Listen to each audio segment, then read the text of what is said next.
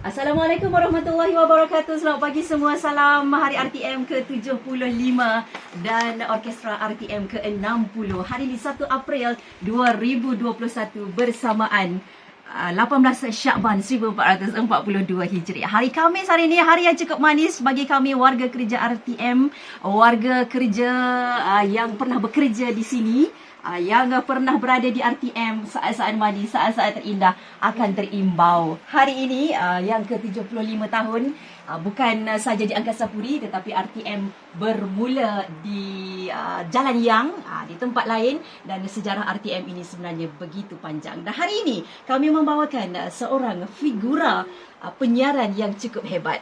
Seperti yang saya katakan tadi, kalau kita dengar suaranya saja, tak perlu memperkenalkan namanya, saudara semua sudah tahu siapakah dia. Dan seketika tadi, lagu yang diberi judul Kita Okey yang dinyanyikan oleh choir RTM adalah ciptaan ataupun nukilan lirik oleh beliau. Saya sebenarnya ada pantun dan kita dengarkan suara beliau. Dan kalau saudara menyaksikan di live Facebook sekarang ini, saudara boleh tahulah siapa yang bersama-sama dengan saya. Hujan panas atas banjaran, semilir bertiup awan kelabu, suara emas legenda penyiaran, sebutir kejora antara beribu. Inilah dia. Selamat datang. Assalamualaikum warahmatullahi wabarakatuh. Yang berbahagia Tuan Haji Cuari Selamat, Profesor Ajung Atma UKM. Waalaikumsalam Anismah. Ya. Pantun Anismah saya tak mau jawab. Tak mau jawab. Tetapi saya tak nak balas. Balas. Saya ada pantun lain untuk RTM. Ya, Sempena silakan. 75 tahun ni ya. Satu pantun yang mudah saja. Saya dapat ilham ni sewaktu mandu naik ke Angkasa Puri ni. Dua tiga kucing berlari, mana nak sama si kucing belang. Banyak stesen di sana sini.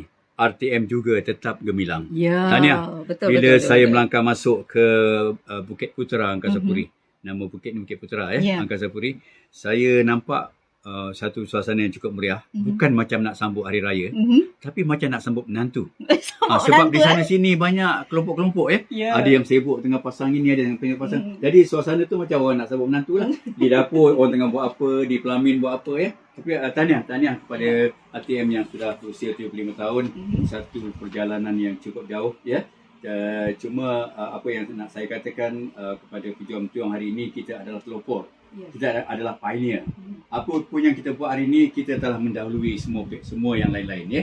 Baik radio ataupun TV. Jadi bila buat sambutan gini, eloknya ada kerjasama daripada semua pihak, dari bahagian program, dari bahagian kejuruteraan, bahagian sukan, bahagian berita, bahagian penerbitan, semuanya harus terlibat. Jadi baru dah nampak satu keluarga besar. Ya, dan dalam studio sekarang ini pun ada keluarga kecil Radio Klasik. Kita ada Nadia, kita ada Nora, kita ada Ira, ada Puan Husna, dan kita ada Azmi. Jadi bila tengok yang generasi baru Ya. ni, macam bapa klasik ni, anak dia semua perempuan. Tak ada anak-anak lelaki. Dia kurang. Anak lelaki dia malu duduk di atas. Baik, Tuan Haji, sedikit mungkin Tuan Haji nak kongsikan sedikit tentang sejarah penglibatan Tuan Haji sendiri dengan RTM. RTM 75 tahun. Saya mula menjejakkan kaki ke RTM masa tu Radio Melaya. Ya. Waktu tu saya masih di sekolah rendah, darjah 5. Darjah 5. Sekitar tahun 65. Ya. Jadi masa tu RTM baru berapa tahun? Dalam lebih kurang baru 15 atau 20 tahun lah. Ya. Jadi waktu tu generasi pertama masih ada lagi yang mula-mula mempelopori radio ni di bangunan Persekutuan Federal House. Masa tu dah berpindah dari Jalan Yang ya. Kalau ikut sejarahnya, banyak juga tempat-tempat yang pernah jadi stesen RTM ni selain daripada Jalan Yang. Sebelum tu ada juga satu bangunan di tengah-tengah pusat bandar tu ya. Jadi di Jalan Yang, di rumah Persekutuan tu lah saya mula menjejakkan kaki sebagai seorang pelakon kanak-kanak. Pelakon drama kanak-kanak. Drama radio. TV belum ada lagi. Jadi di situlah saya mengenali tokoh-tokoh penyiaran masa tu ya, nama-nama besar seperti Kak Yong Rafidah ya, kemudian Siti Hawa Majid, kemudian Jamaluddin Alias, Allahyarham Karim Muhammad, Allahyarham Helan Apu, semua nama-nama besar dalam bidang radio dalam masa tu. Jadi saya hanya seorang pelakon kanak-kanak, tapi bila saya dapat sampai saya berlakon tu banyak yang saya belajar. Saya lihat sekeliling bagaimana penerbitan rancangan radio itu dibuat. Ya, waktu apalagi bila saya terlibat dengan drama, bagaimana penyediaan skrip, bagaimana mereka membuat kesan bunyi, bagaimana penerbitan tu akhirnya dia buat mixing sehingga menjadi satu program yang boleh disiarkan ke udara. Jadi ini satu pembelajaran yang cukup panjang dan cukup banyak. Dulu kita tak ada satu institusi yang khas mengajar tentang penyiaran. Tetapi apa yang kita belajar adalah daripada apa yang berlaku sekeliling kita, pemerhatian dan juga penglibatan kita dalam program itu sendiri. Suka saya katakan kalau RTM ini adalah sebuah akademi penyiaran sebenarnya. Ya, saya setuju itu. Sebab saya ingat lagi waktu saya mula masuk, kita ada satu pusat latihan di Jalan Ampang, NBC, yang sekarang dah jadi IPTA lah. Jadi saya sendiri, bila saya sebut tentang, bila Anis tanya tentang penglibatan saya, ada orang mengatakan saya dilahirkan di radio. Bukan maksudnya mak saya beranakkan saya dalam radio. Saya dilahirkan di radio. Maknanya saya mula menjejakkan kaki sebab sewaktu saya di peringkat sekolah rendah lagi. Kemudian saya waktu saya menunggu keputusan MCE saya dah mula jadi penerbit sambilan. Ketika itu usia saya baru 18 lebih lah. Saya dah jadi penerbit sambilan. Saya buat rancangan untuk radio sekolah. Ada 3 kategori. Satu dalam bentuk rancangan hiburan, mengajar murid-murid menyanyi. Kedua dalam bentuk lakonan radio ataupun drama, dan satu lagi dalam bentuk seperti rancangan maksud saya rancangan rencana ataupun dokumentari. Jadi ini semua adalah latihan-latihan asas yang awal saya terima. Baik, nanti saya nak tanya Tuan Haji tentang radio klasik. Sebabnya kalau sebut radio klasik, orang akan masih lagi mengaitkannya dengan Tuan Haji Chori Selamat. Jadi saya nak tanya sekejap lagi. Tapi kita nak berhubung dulu dengan lagu Wajah Kesayangan Hamba daripada Hil Amir. Dan lagu tadi, lagu kita yang dinyanyikan oleh choir, ditulis lirik je oleh Tuan Haji masa bila sebenarnya? Tahun 2010, waktu nak menyambut hari RTM. Ataupun lebih awal dari itulah. Ketua pengarah ketika itu, Datuk Ibrahim Yahya, manggil saya dan minta, kata, ni awak buat satu seni katalah lagu untuk kita punya RTM ni. Jadi dia nak bagi kumpulan pop suite yang cipta lagu tu. Saya dah bayangkan lah, pop suite ni satu kumpulan macam kumpulan yang rancak macam rap. Jadi saya buatkan seni katanya dan dia ciptakan melodi ni. Dan ini dia Wajah Kesayangan Hamba daripada Hil Amir. Siapa agaknya wajah kesayangan Tuan Hamba itu? Anisma.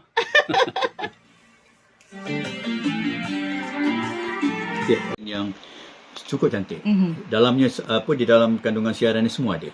Kemudian dibarisi oleh jureba-jureba yang hebat ketika itu kan. Kemudian bila saya study saya tengok perjalanan bahagian Melayu tu, kemudian saya bawa kepada klasik yang masih yang bersesuaian.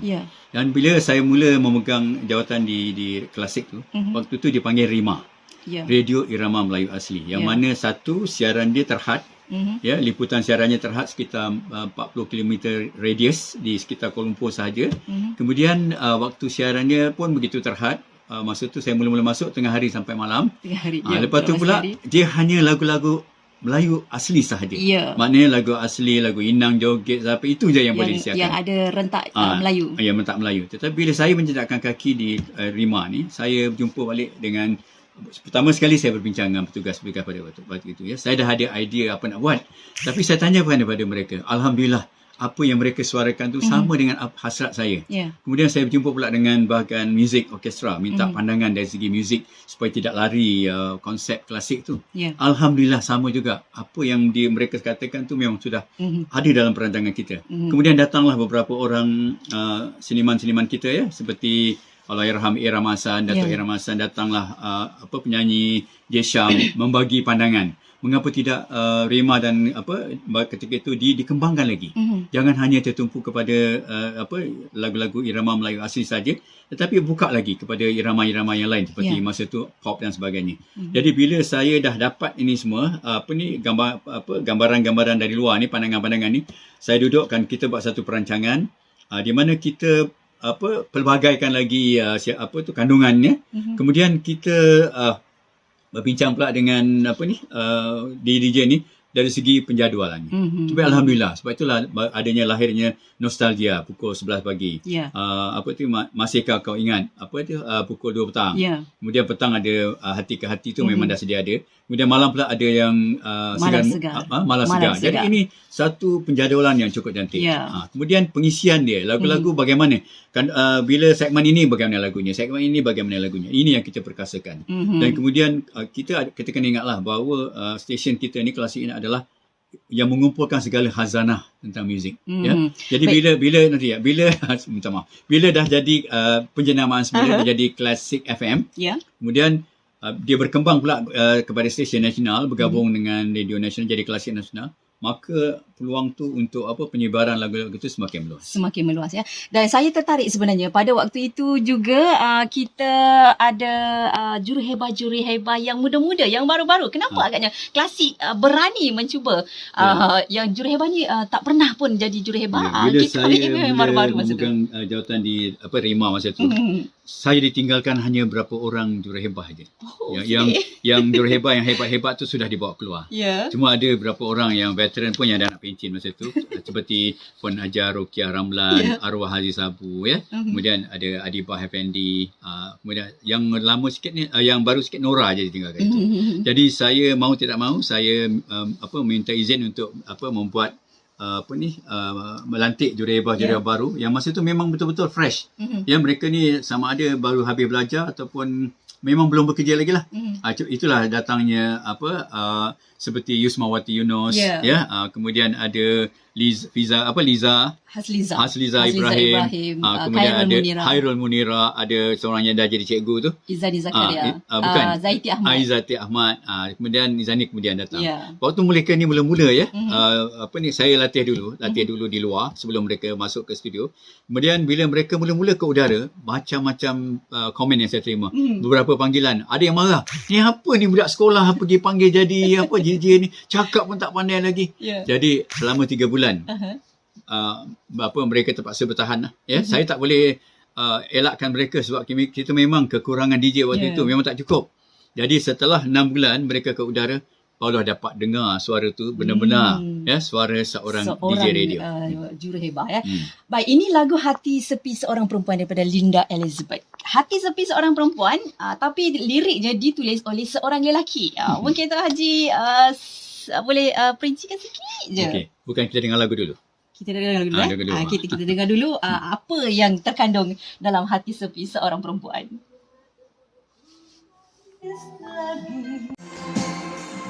Setulus Cintamu daripada Brori Marantika. Ini seorang penyanyi yang cukup hebat dan saya rasa lirik-lirik yang Tuan Haji tulis sendiri memang untuk penyanyi-penyanyi yang versatile, penyanyi-penyanyi yang memang ada nama. Ada tak lagi lirik tu diberikan kepada penyanyi baru? Ada. Sekarang ni saya masih juga menulis, tapi kebanyakannya mereka buat untuk YouTube. Untuk YouTube Ada juga Allahyarham A. Ali sebelum meninggal, ada bagi saya satu lagu saya buatkan. Saya tak sempat dengar pun lagu yang saya dah cipta tu, tapi lagu tu adalah untuk penyanyi baru. Tapi kebetulan seperti yang Anis cakap tadi tu, lagu-lagu tu kebetulan bila saya tulis tu, komposernya memang ada ramai penyanyi-penyanyi yang berbakat seperti Rory, Helami tadi, Sharifah ini dan sebagainya. Jadi kebetulan lah rezeki saya nak dapat peluang untuk menulis lirik untuk mereka Tapi bila diberikan lirik untuk dinyanyikan oleh Brody, ini satu cabaran. Saya mula-mula tak terfikir juga mau ke Brody terima lirik yang saya tulis. Sebabkan kita tahu bahawa Brody adalah seorang yang menyanyikan lagu yang liriknya dia tulis sendiri. Kebanyakan lagu Brody adalah tulis lirik yang dia tulis sendiri. Dia jarang mau menerima lirik yang ditulis orang lain. Jadi untuk filem ni Datuk Manawat berikan kepada saya, dan bila saya tulis, saya serahkan kepada Datuk dan dia panggil Brody untuk latih lagu, nyanyi lagu tu. Dia tanyakan komen, bagus dia kata. Boleh terima. Sebab saya dah menjiwai lagu-lagu nyanyian Brody, dia ada ala-ala Jawanya, Indonesia ni Jadi seni kata yang kata-kata yang saya pilih tu yang bersesuaian dengan mood Rory ya. Jadi bila dia nyanyikan lagu tu dia tak susah nak sebut ayat-ayat tu. Perkataan tu. Baik, dia ada kiriman daripada kerabat-kerabat Radio Klasik, Syafi'i Muda, katanya terima kasih Tuan Haji Chuari yang mempelopori Rima sehingga kini Radio Klasik masih tetap utuh. Selamat Hari RTM ke-75, kami bangga ada RTM dan Radio Klasik tak jemu didengar lagu-lagu lama. Juga daripada Asia, kami mendoakan semoga Tuan Haji sihat dalam rahmat Allah, idola kami di zaman kecil-kecil dahulu. Tu dia. Tahniah warga RTM, semoga yang berbahagia Tuan Haji Chuari selamat sentiasa sihat. Alhamdulillah. Okey, itu antara yang singgah, sebenarnya ramai yang hantarkan komen dan sebagainya, yang juga menyaksikan kita secara live sekarang ini. Baik Tuan Haji, pantun dan Tuan Haji Chuari selamat memang tak dapat dipisahkan. Pantun dari dulu sampai sekarang, Tuan Haji melihat perkembangan pantun itu sendiri. Saya cukup banggalah bila saya dapat peluang pula pergi ke UKM di ATMA, Institut Tamadun Melayu tu ya. Jadi di situ pun memang ada satu portal pantun yang sekarang ni sedang mengumpul 1 juta pantun, dan semua pantun-pantun yang diudarakan melalui Radio Klasik ni adalah sekarang dah dimasukkan dalam portal 1 juta pantun tu. Dan baru ini pula dah dilancarkan Taman Pantun. Jadi pantun tu maknanya masih hidup lagi, masih relevan lagi, dan sewajarnya pada generasi muda hari ini pantun itu terus dikembangkan. Dulu kita ada pesta pantun antara sekolah, sayangnya walaupun ada sekarang ni tidak di highlightkan, tidak diwar-warkan dengan begitu sepatutnya dia diteruskan lagi pesta pantun ni. Satu untuk golongan sekolah-sekolah, naikkan lagi kepada peringkat universiti, kemudian dibuka kepada awam. Dia akan jadi lebih lagi mudah. Dan saya telah dipanggil lah, seperti baru ni di Melaka, Institut Warisan Melaka. Saya terlibat dengan masa tu ada satu seminar berkaitan dengan Dona Sayang. Saya juga memberi pandangan saya dari segi itulah yang berkaitan dengan pantun, pantun dan muzik. Kemudian saya juga sekarang sedang mengumpulkan semua pantun-pantun yang pernah saya terbitkan dulu melalui radio RTM ni, iaitu program Tiga Serumpun. Yang melibatkan RTM, Radio Television Brunei dan Radio Republik Indonesia. Kita masih lagi ada masih lagi program udara. Jadi saya ada kumpulkan semua pantun-pantun tu. Kita namakan Berbalas Pantun Nusantara.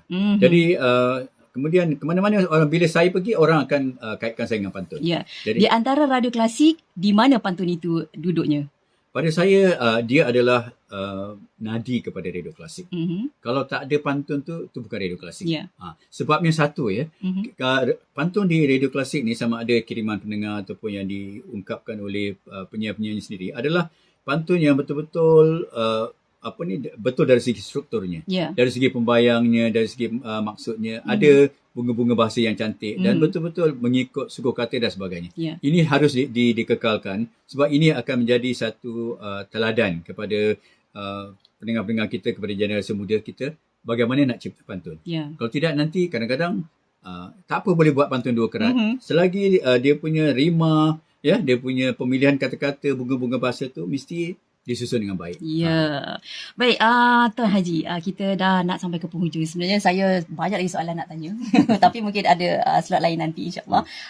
Terima kasih Nadia sebenarnya yang menyediakan soalan-soalan hari ini. Tuan Haji kata soalan lain daripada yang lain, Tuan Haji? Ya, betul. Ni kadang-kadang ada soalan tu yang belum pernah saya ditanyakan. Baik, akhir sekali mungkin Tuan Haji ada harapan pada RTM ini untuk masa depan. Bukan saja radio tetapi juga TV, dan kita juga ada sebenarnya selain dari Radio Klasik, kita ada TV Retro sekarang ini, TV 6 yang menyiarkan drama-drama retro, rancangan-rancangan lama-lama dulu, sebabnya khazanah tu hanya ada di RTM tu aja. Ya, betul. Saya pertama sekali saya bersyukur saya dilahirkan di RTM. Sebab saya seperti saya katakan tadi, darjah 5 saya dah masuk ke RTM Jadi walaupun sudah 10 tahun meninggalkan RTM sebagai seorang penjawat awam, tapi saya merasakan diri saya masih berada di RTM. Seperti Klasik sendirilah. Walaupun saya tidak lagi dalam Klasik, kalau saya pergi mana-mana, orang akan komen, ini awak tolong beritahu dengan Klasik, suruh ni pilih lagu. Orang masih lagi menganggap saya masih di Klasik. Tapi jiwa saya memang di RTM. Maknanya sama ada saya di rumah atau saya memandu, stesen saya adalah RTM. Maksud yang pertama sekali Radio Klasik lah. Jadi bagi saya RTM tu seperti, walaupun dia bertukar tukar pemimpinnya, pengurusannya, bertukar DJ-nya, basic asasnya dah ada. Ya. Satu dari segi infrastruktur, kita lengkap. Saya selalu katakan, pergilah stesen mana-mana. Ya. Kita pergi ke ke Pulau Pinang, kita pergi ke Sabah, Sarawak, stesen RTM tu lengkap. Ya, satu organisasi, sebuah bangunan yang lengkap. Studionya, dari segi teknikalnya semua cukup. Ya. Cumanya sesiapa saja yang mengendalikan pejuang-pejuang RTM ni lah, sama ada di bahagian teknikal ataupun di bahagian siaran, mereka adalah penyambung warisan penyambung legasi. Buatlah yang sebaik-baiknya, ya. Yang merancang dengan betul, yang mengendalikan program sebagai DJ, sebagai penerbit, buat yang terbaik. Dan bahagian teknik juga harus tengok ya di mana kelemahan-kelemahan kita, kerosakan kita sebagainya. InsyaAllah RTM akan terus unggul, gemilang. Walaupun datang banyak lagi stesen-stesen swasta dan sebagainya, orang akan masih mendengar RTM. Ya, yang begitu sinonim dengan RTM ialah yang sahih hanya di RTM. Ya, betul. Ya. Baik, Tuan Haji, ini lagu terakhir kita sempat perdengarkan, Semakin Hari Semakin Sayang, daripada Uji Rashid, lagu rakaman tahun 1976 ya? 76 Betul. saya. Sedikit tentang lagu ini, Tuan Haji. Ya, ini adalah lagu pertama saya diberi peluang oleh Ahmad Nawab untuk menulis lirik lagu beliau. Ya. Bila saya berjumpa dengan Ahmad Nawab, mohon untuk jadi penulis lirik dia. Dia kata saya ada satu melodi ni, penyanyi dia begini-begini, dia membayangkan Uji Rashid tu macam mana ya. Saya nak suara dia lunak merdu, saya nak kata-kata dia bersesuaian dengan Uji. Dan tajuknya diberikan. Jadi bila saya dengar melodi tu bait demi bait, saya dah dapat dah. Jadi itulah yang dapat saya lahirkan. Semakin Hari Semakin Sayang. Ya, Semakin Hari Semakin Sayang kepada Radio Klasik. Terima kasih semua yang terus setia bersama-sama kami. Radio Klasik menggamit kenangan, dan selepas ini Melodi Klasik akan ke udara, dan hari ini hari yang cukup bertuah dan cukup berbangga rasanya kerana dapat bersama-sama dengan yang berbahagia Tuan Haji Chuari Selamat. Dan kita nak dengarkan serangkap pantun penutup daripada Tuan Haji sendiri. Terima kasih. Ini pantun ni kalau tadi untuk RTM, 75 tahun ya. Yang ini untuk pejuang-pejuang RTM. Yang dulu, yang sekarang dan yang akan datang Tapi kalau sebaik-baiknya untuk yang sedang bertugas ni lah. Secupak timbang tak cukup, tambah segunia belumlah lagi. Jasa yang baik tak akan kuncup, ke hujung hidup orang hargai. Jadi ini adalah untuk mereka yang sedang berkhidmat sekarang dan juga mereka yang telah bersara dari RTM. Dan kalau boleh saya nak simpanlah pantun tu, Tuan Haji. Ini pantun tradisional. Terima kasih yang berbahagia Tuan Haji Chuari Selamat, Profesor Ajung Atma UKM, dan terima kasih juga kepada Nadia Ahmad selaku penyelaras, pembantu penyelaras Rosli Trani dan Hamidah Haris. Salam manis, hormat selalu daripada saya Anisma Azwati. Cantik di mata, cantik di hati. Kita jumpa lagi. Assalamualaikum.